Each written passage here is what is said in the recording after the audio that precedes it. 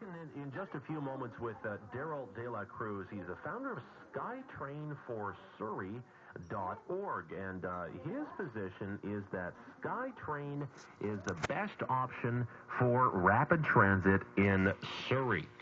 And that is counter to what Mayor Diane Watts is proposing, which is street-level streetcar line there in downtown Surrey, which would be cheaper on the outset, but Daryl will tell us why he thinks in the long run it is better to have Skytrain in downtown Surrey. CKNW News Talk 980. Once again, here's Sean Leslie.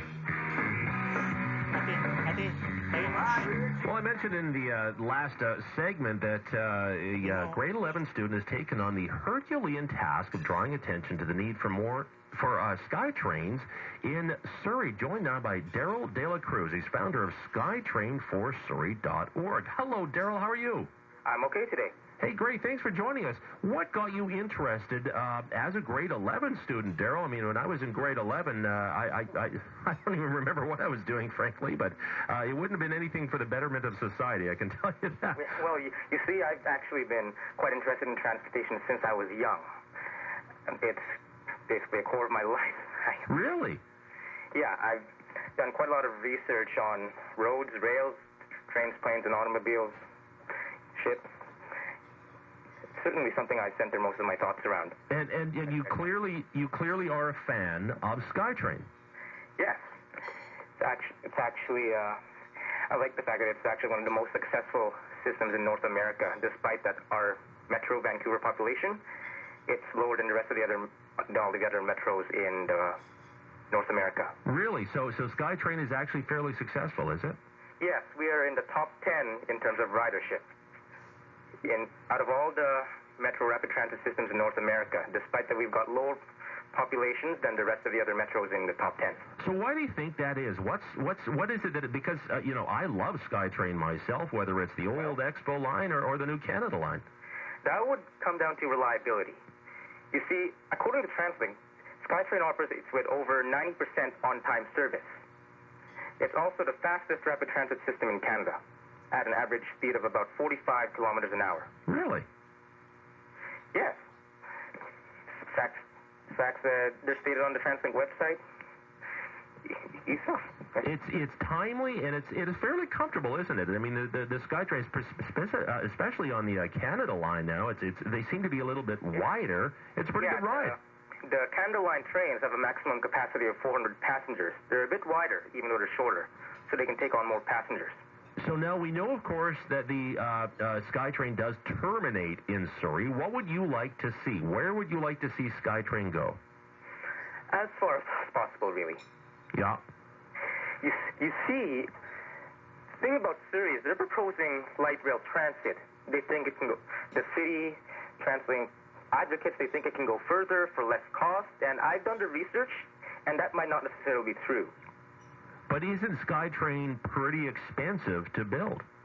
Actually, that's not necessarily true.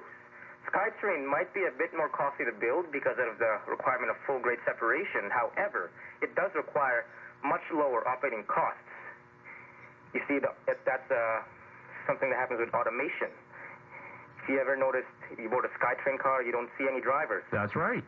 You walk from the front of the train to the back, no cars for the drivers. Fully automated. But you can sit in that seat and see what's out in front of you. So the operating costs are relatively low. Yes, they are relatively lower. Actually, you can see that in most other North American light rail systems, the systems aren't able to actually recover their operating costs. You can see that in the case of Portland. Most of the operating costs have to be paid for by subsidies. Right. Same with Phoenix. They need subsidies to make it work. Yes, and in Vancouver Skytrain, all three lines are paid for by fare revenue, actually. In 2007, the number was 106%, if I remember correctly. So their operating costs are being paid for through fares and everything else. Yes. The capital costs are actually not as high as you think.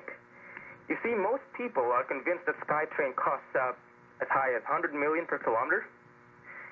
They're taking those values from the construction costs of the Candle Line and the Evergreen Line. They've got several special provisions, and they cannot be reasonably compared to Skytrain construction in Surrey. Among those special provisions, including tunnels, very expensive. They add significantly to the cost. Yeah, tunnels are really expensive, obviously. Actually, the reality is, elevated Skytrain is not as expensive as we think. You know the 4 kilometer or so extension of Skytrain into Surrey from Scott Road to King George Station? Yeah. That actually cost only $66 million per kilometer to build in 2011 dollars. Wow. Yes, that was actually the cheapest section of Skytrain per kilometer to ever be built. So you'd like to see that extended out through Surrey, but your mayor, as you know, has a totally different idea, Daryl. She wants to do the at-grade streetcar system. Yes, she is quite interested in providing a transit service that's quite inferior. I know I'm not very interested in riding it if it can't get me there faster than a vehicle. So it'll be slower than a Skytrain? Yes, and not competitive with the automobile, for one. Right, and that's a huge thing because we want to get people out of their cars, right, onto transit. Thing. 84% of south of Fraser commuters get to places by automobile, according to TransLink. If we want to start that revolution, we're going to need to build a rapid transit system that's competitive with the automobile. Right? Most light rail systems actually see average speeds of closer to 20 to 30 kilometers an hour. Really? That's quite a lot slower, really. Yeah. Even grade separated ones run much slower. Portland Max, it only runs as fast as 34.1 kilometers an hour as of most recently, so it's not very competitive. How about the ability to expand? Light rail, can you expand it as the population grows? Because that's a huge issue. A technical limitation of expanding light rail, because you see, with the requirement of drivers, communication is limited to sight, line, and radio. That means frequencies are limited. So the only way we can expand our light rail system is to actually lengthen the trains and lengthen the platforms. Additional capital costs. In addition, it might not even be possible. You can't have extremely long platforms everywhere. Yeah. Platforms must be built to be completely flat for safety reasons. So the only reasonable thing to do once you can't expand the light rail system anymore is replace it with Skytrain or rapid rail transit at a later date at more costs at the time. So where would you like to see Skytrain run? Basically get it right out to Langley? Is that where you'd like to see it go? Well, you see, we've got a vision on our website called Surrey Connected. It describes a Skytrain system that can be built in Surrey in phases. You see, touching up on the growth corridors mostly. And as we know, Surrey is one of the fastest, if not the fastest growing community in all of BC. I think that would actually be true. What kind of response are you getting to this, to your campaign, Daryl? Is it are the people out there supporting you? Really, we've got people who are being our facts are impressing quite a lot of people who have been commenting on our blog articles. You see, they find us to be well researched, and all of our blog articles have a list of references at the end. We want to make sure we're not misinforming anybody with our articles. Have you talked to the mayor, by the way? Have you talked to anyone in the city? Yeah, I'm getting in touch with some city councilors who are in support. Because there's no final decision made yet, as far as I know, Daryl. Yeah, at the moment we're in the early stages of rapid transit planning in Surrey, so right now it's a great time to get started. Daryl, how can people find out more? Our site, skytrainforsurrey.org. And it's all on there? It's all on there. We're publishing tons of new material on our blog. We've got some interesting stuff coming up quite soon. Mostly dealing with the success of Skytrain, as we discussed earlier. Unbelievable. You're doing a heck of a job, Daryl. I'm very impressed, and good luck to you. Thanks for joining us today. I should mention that I'm not doing this without help.